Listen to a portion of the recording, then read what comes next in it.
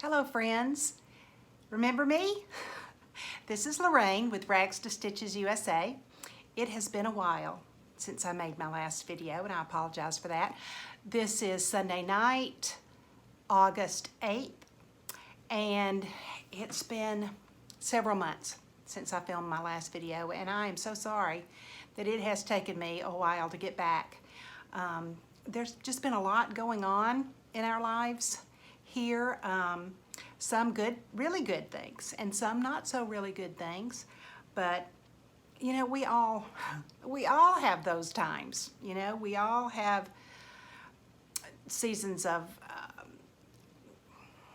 countless blessings and trials as well. So it's just some of those seasons for us right now, but we are, I'm excited to be back with you guys. I have missed you. I've thought about making a video so many times and just never could get it together, and I still don't even really have it completely together tonight, but I've got enough things together that I wanted to show you, and I was determined I was going to make this tonight. So I have not talked with you friends since StitchCon, and that was in June. So I am not going to rehash everything that's been discussed. There have been so many videos since StitchCon that I don't need to go over all of those again. I'm sitting here doing some repairs while I'm talking to you. I just saw that I need to do some more repairs, and I'll show you what I'm working on in just a minute. Anyway, had a great time at StitchCon. You all have seen all the videos. It was a wonderful time. If there's any way that you can work it out to where you can go next year and you have not been before, I would encourage you to try to go. It's just such a, it's a great time. I was fortunate that I actually won one of the gift baskets. I won the basket that Brian had put together of all of his favorite snacky things, and my husband broke into it before, well, my goodness, that was 2 months ago. So he broke into the basket, so I don't really have the basket to show you anymore, but inside the basket was a voucher for a t-shirt. So Brian was the driver of the Stitchy Bus, so I won a Stitchy Bus t-shirt. Isn't that fun? So I haven't even tried it on yet, but maybe I'll wear this in my next video. While I was at StitchCon, I made a trip or two to Keepsakes and purchased a few things. But I saw something while I was there that it was a game changer to me, and you guys may have already seen this before, but it just had never occurred to me that this is a technique that I could use and try. I have tea-dyed my own linen before, and I have a walnut spray that I wanted to try spraying on a piece of linen that I have. I had stitched Pledge of Allegiance onto a piece of linen that I had previously coffee and tea dyed, but it wasn't grungy enough for me. So I've got some walnut stain that I want to spray on there since I've already stitched it, and I did stitch it with hand-dyed floss. So I don't want to like re-submerge it in coffee or tea, but I think I'm going to try that walnut spray, but I haven't done that yet. But while I was at Keepsakes, they had a display of some DMC flosses that they had sprayed with the walnut spray. I had never thought about doing that before, and man, that was such an eye-opener to me. They had it displayed, and I made up a little mock display here so that I can show you. But they had the DMC. I've got that backwards, I think, so that you could see the DMC number. And then they sprayed it with walnut spray. Now, I didn't do a great job on this one. Some of these were my first attempts, but for example, this is 3045, And this is what that same 304.5 looks like when it's been sprayed with walnut spray. Now, for those of y'all that do needle punch needle, hand-dyed flosses can be expensive. And if you could get kind of that look with walnut spray, that could save you a lot of money. If you could do it with DMC, this is $4.35 before the spray and after the spray. I'm having a hard time seeing how, because I've got the light shining in my eyes, so I'm not really sure how well you're seeing the color change, but it makes a big difference. These are on some of the neutrals. Let me show you what it looks like with some colored flosses.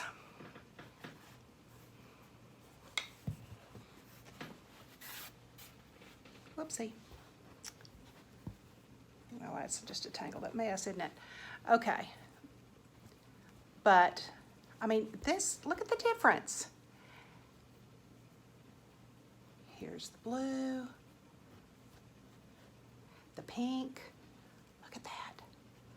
I just thought that was fabulous. It was just a real, to me, it was like an eye-opener. I thought, oh my goodness, I love this idea.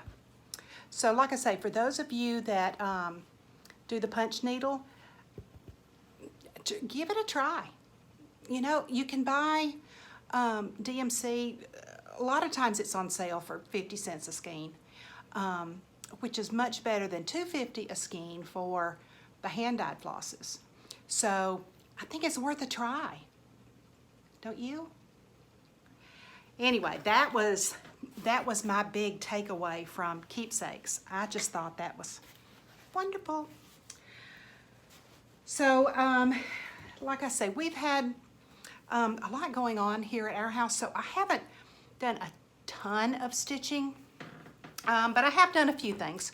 So, one of the things I finished actually last year in 2020. I was stitching on a gift for a friend, and I met with her earlier this summer, and I'll tell you a little bit. I filmed a little video before I gave her the gift because I wanted to be able to show you guys. And the video, and now the gift is gone. It's with my friend, so I will insert that little video that I made here.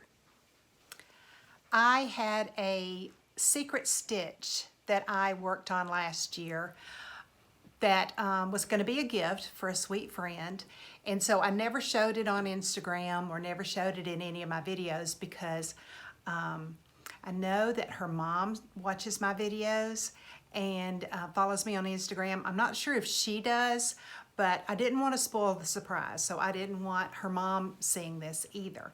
But I'm going to be meeting up with her today and delivering this. So I wanted to go ahead and make a short little film so that you could see it before it's given away. My friend is a missionary in Japan, and I don't remember how long she has been over there. I want to say a couple of years maybe. She just finished with her language school. She just graduated, and so I thought this would be a good gift for her. She has 2 young boys, and I think she'll probably be homeschooling, so this will be a good gift for her, I think. It is a Japanese sampler, and I don't have the pattern in front of me. Maybe by the time I make my main video, I will lay my hands on that and show you that. But this is the sampler.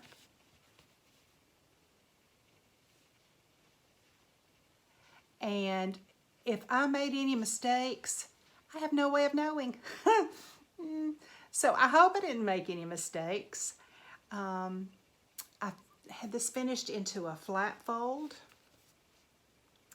I had wanted to mail this. I finished it last year, and I had wanted to mail this to her, but because of the whole pandemic and slow mail and missing mail and lost mail, I really didn't want to take that chance. And then I heard that she was going to be home on furlough this year, and so I thought, well, I'll just wait and give it to her while she's home. So she's home now, and I'm going to be meeting with her today. Like I say, I finished this into a flat fold, and that way you don't have to worry about broken glass on her way back. She can set this up on a tabletop, or as she moves around, this should not be hard to transport. I put a little, I stitched a little tag on the back. Like I say, I finished this last year, but I'm just getting it to her. So I hope she will like this. I think she will. I stitched this on a piece of, oops. You know, I don't remember what I stitched this on. Maybe when I find my pattern, maybe I will have the information about what fabric I stitched it on. I used, I think it was Weeks Navy that I used to stitch it. And anyway, I think she will, I think she'll be pleased. I hope so. She did indeed love the sampler. Her little boy, when she opened it up, she called her little boy over there, and he grinned and immediately started saying his ABCs. She would point to each of the symbols and he would say his ABCs. They read from right to left and from top to bottom. So it would be, it's like we say our long vowels, A-E-I-O-U. So it would be like baby, ba, bo, boo, ke, ki, ka, ko, ku, te, ti, ta, to, tu. You know, I'm just making up stuff, but it was something like that. And he immediately started saying all those, and he said every one of them. And she said they were all correct. I hadn't made any mistakes. Thank you, Lord. So she was very pleased with the sampler and touched that I had made that for her. So that was exciting. I tried to lay my hands on the chart, the finished chart, before I started this recording, and did not find it. So if anyone is interested in the name of that pattern, I thought I may have just found it, but no, this is something else.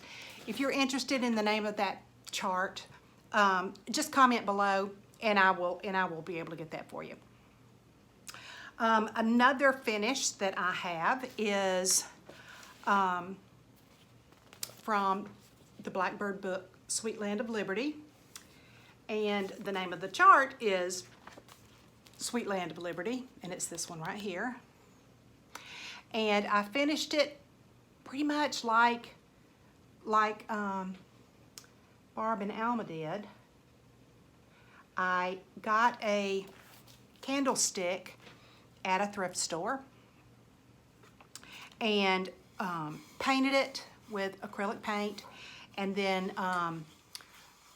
sealed it with some tinted wax, and then used a coaster like you get at Applebee's or whatever. And so that was my form. It fit perfectly down in the candlestick. And so then I used several layers of batting to make it puffy, and I gathered it around that coaster, and it fit down inside the candlestick. And then I used some ribbon, and this is how it turned out. And I think it's sweet. I love it. A couple of things I wanted to say about this. One is the ribbon that I used is the same ribbon that they used on their model, but it was a little bright. This is the way it comes when you buy it, but that's just too bright for this particular, I keep turning it. So I thought, well, I'll just coffee and tea dye that. Well, this is a synthetic material. It's not cotton. I'm not sure. It's 100% polyester. And it didn't take the coffee and tea dye. I finished it and dried it, and it looked the same. So I took the walnut spray and I didn't show this before when I was showing the DMC flosses. This is what I used. I used the Tim Holtz Distress Spray Stain. It's a walnut stain. And I used, this is the same stuff I used on the DMC flosses. So I sprayed the ribbon. This is the before and after. Isn't that wonderful? Oh, I loved that. I thought that made a huge difference. Even on the blue, it toned that blue down just enough that it looks so much better on the pincushion. So that was one little thing. Now another thing was I wasn't really sure how to attach the ribbon to the side of the candlestick. I have seen people that used a thread and ran it all the way around, but I didn't want my thread to show. And so I thought, well, I'll just glue it down and I'll tack it. And I bought some of the Aleene's Fabric Fusion Quick Dry. So I tried that, and you know, I would glue a piece and then loop it and glue a piece and loop it and glue a piece and loop it, and I would hold it for a few seconds and then kind of move on. And that worked okay. But then the next morning when I looked at it, some of my loops were kind of sticking up. They didn't adhere very well. And so I would stick them back down and they would re-stick, but only temporarily. And then they'd pop right back up. So the ones that were popping up, I went back and just re-glued them with some Aleene's Tacky Glue. And the ones that I have re-glued seem to be staying down, but while I was talking to y'all at the first of the video, I saw some that had come loose from the candlestick, and I had not glued that particular part back down. So I will probably be, just for safe measure, going back and re-gluing all of these. But anyway, I think it's a sweet little finish. I love it. And I like the way I painted all of the candlestick, and then I went back and, you know, kind of scruffed it up just a little bit and grunged it up. So I like the way this turned out. I'm very pleased with that. So a couple of other things that I worked on. Oh, you know, one thing that I wanted to show you. Well, I'll show you these things that I worked on first. I'm still working on His Eyes on the Sparrow by Heartstring Sampler. I love this piece. I just love it. I'm working on this. I'm glistening, y'all. This light is hot, and I usually bring a little fan in here just because this light. Anyway, pardon me for glistening. This is my journey piece for my Sampler Guild, and I am supposed to be, I think by our October meeting, I should have my border done and half of the sampler. And I think I pretty much got half of the sampler done. I may need just a couple more motifs, but I have the bottom border done. I'm not sure how much you can see. Almost the whole bottom border done. I've got just a couple of flowers over here on this side. And then I've started with the flowers all the way up on this side. They're finished. And I'm working on the greenery at the top. So I've just got to put the red flowers in there and then down this side. So it is coming along. This will probably be my focus this month. I will probably work mainly on this just to get this completed to my to meet my obligation for my journey, for my sampler journey. Another thing that I've been working on is my one red thread a day, except I haven't been putting one red thread a day, but I do have quite a bit of progress since I probably talked with y'all last. This is, I'm not really sure how to say this, so I'll just show you. Paquita? but I love this. And you know what's so fun is this train. I don't know that I've ever seen a train on a sampler before. So I really have enjoyed working on this one. And I couldn't wait till I got down to the train. And I finished my little train. It's sweet. So, yeah, I think I've gotten quite a bit done since I saw you with the last with this. But, as I said, I'm only putting in one red thread at a time. So it's coming along. It adds up. Each little thread, it adds up quickly. So I'll be plugging along with that one as well. And then the last thing I wanted to show you, I don't want this to run too long, is because I have a little yard sale find I want to show you. I am working on my Mary Bill Christmas stockings. My daughter came over. You know, I've talked about this quandary before. I couldn't decide which stocking to assign to which family member. Do I put them in chronological order, you know, scripturally in chronological order, or I didn't really know how to do it. So anyway, my daughter came over and she helped assign names to each stocking, and that was a big relief to me. So I am working on this one. I think this is number 7. And here we are. I just have just a little bit more of this top sawtooth border that I need to just finish the X's. I've got one leg, I just need to finish up the other leg and put the name on it, and this one will be finished. Yay! I'm so excited. I love it. So this will be 1 down and 9 to go. 9 more to go. It'll be fun. It'll be fun. I love these things. I just think they're so pretty. And I can't wait to see them all hanging up together. So that's a lot of fun. I wanted to show you, my husband and I stopped at a yard sale a few weeks ago. And there was someone there that used to do,